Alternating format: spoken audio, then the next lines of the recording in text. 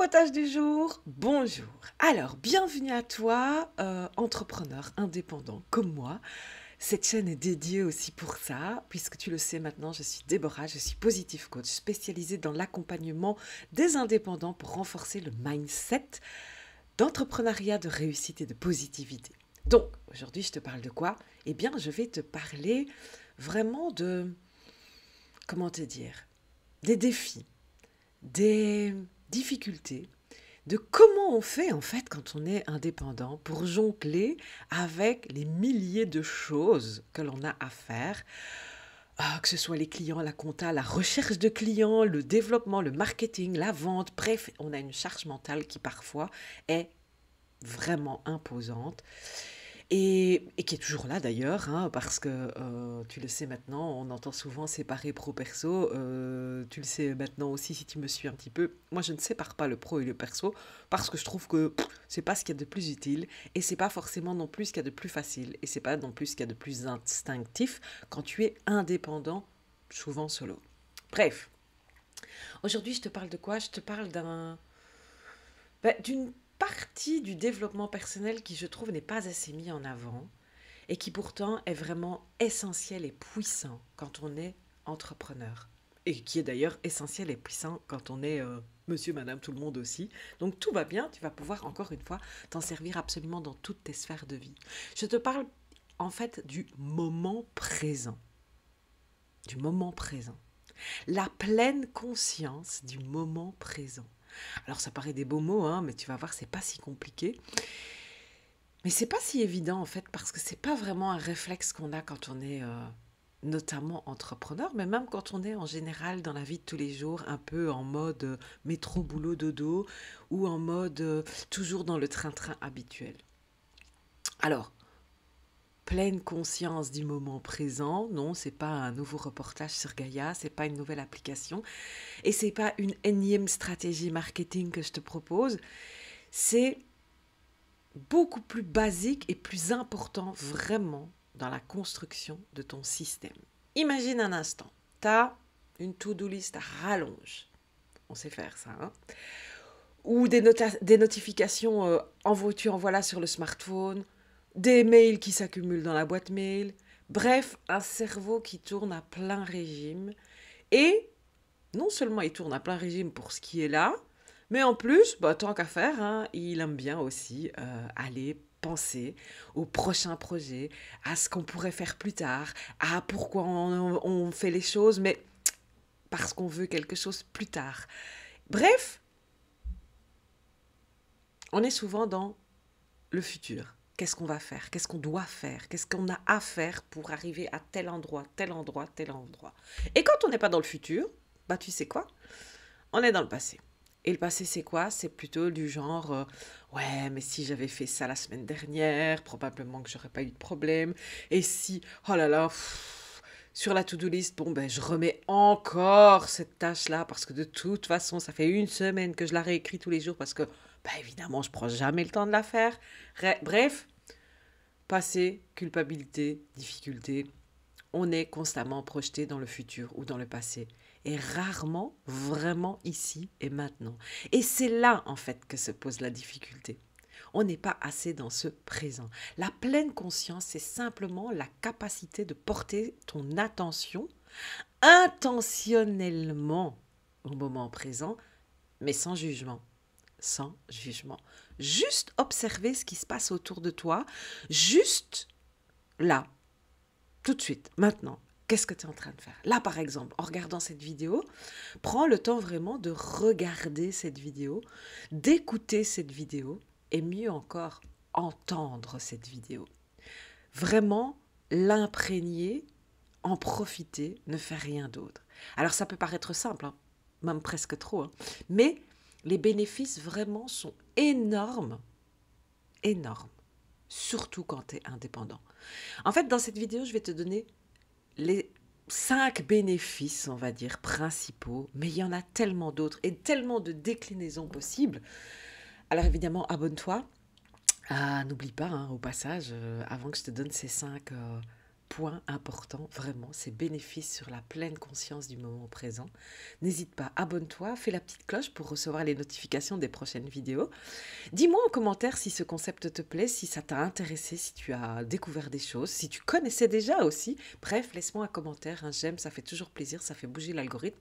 Et surtout, tes commentaires sont intéressants et pour toi et pour moi. Parce que le fait de prendre le temps au présent, d'écrire ce que tu penses de cette vidéo, va te faire ancrer aussi ta réflexion plus loin que juste ma réponse si c'est une question par exemple. Donc vraiment, c'est tout bénef pour tout le monde. N'hésite pas, laisse-moi un commentaire. Donc, on revient donc à nos bénéfices concrets pour l'entrepreneur, l'indépendant que tu es, à utiliser vraiment cette pleine conscience du moment présent.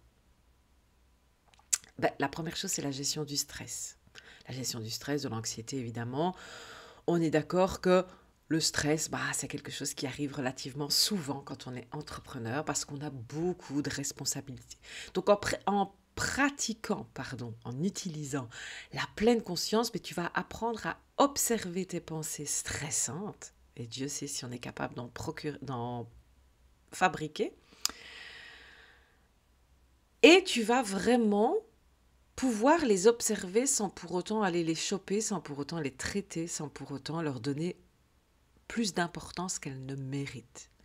Donc ça va t'éviter surtout d'aller t'occuper de celles qui sont liées au futur ou de celles qui sont liées aux angoisses et aux regrets du passé, mais bien de trier un petit peu et de voir uniquement celles qui te concernent au moment présent.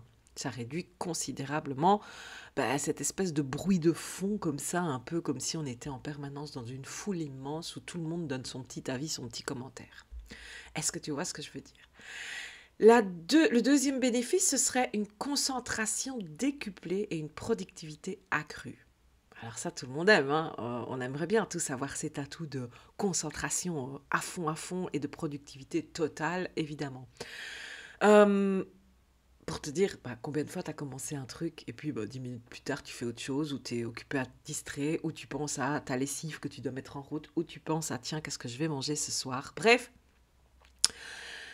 quand tu prends le temps d'être ancré dans ton présent en pleine conscience, eh bien ça te permet d'être totalement engagé dans ce que tu fais et d'être moins distrait justement par toutes ces pensées qui n'ont rien à faire là au moment où on en parle. C'est pas qu'elles sont pas intéressantes, c'est pas qu'elles sont pas importantes, c'est juste qu'elles n'ont rien à faire là au moment où tu décides consciemment d'arrêter le temps pour cette tâche-là.